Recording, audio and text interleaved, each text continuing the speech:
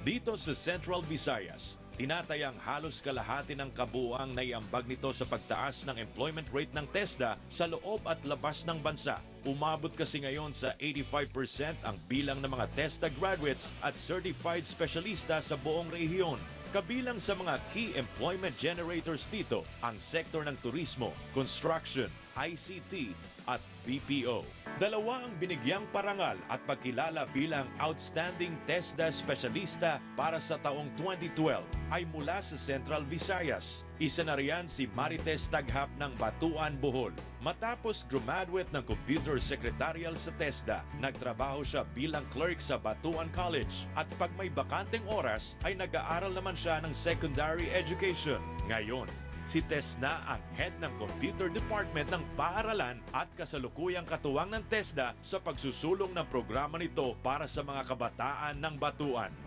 Through TESDA programs, marami po ang natutulungan na hindi po kayang mag-enroll ng 4-year course. At saka ngayon, proud po ako na scholar po ako ng TESDA kasi naiangat ko na po ngayon ang buhay at saka nai-share ko na po ito sa mga kabataan. And then marami na po mga kabataan na yun na na-sharean ko ng ganyan na skills na naiangat na din po nila ng buhay na pwede na po nilang abutin yung mga gusto nilang makuha through their skills, applying their skills from acquired from TESDA programs.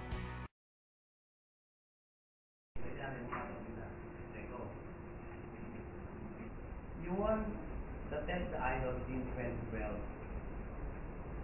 Sa tingin mo, bakit ka na? At ano yung naging criteria ng panalo sa'yo? Huwag na mahina po. Ako ng kanta. Energy. Ulitin mo sagot. Ulitin mo tanong.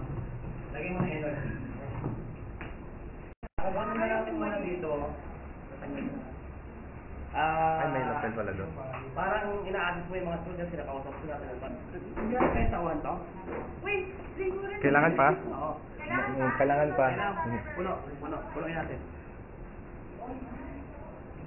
Kuya po, hindi ko na yung isa.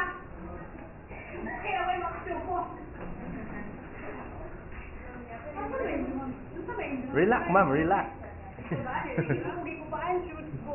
Lahi na dahil. Basta. Nasinot.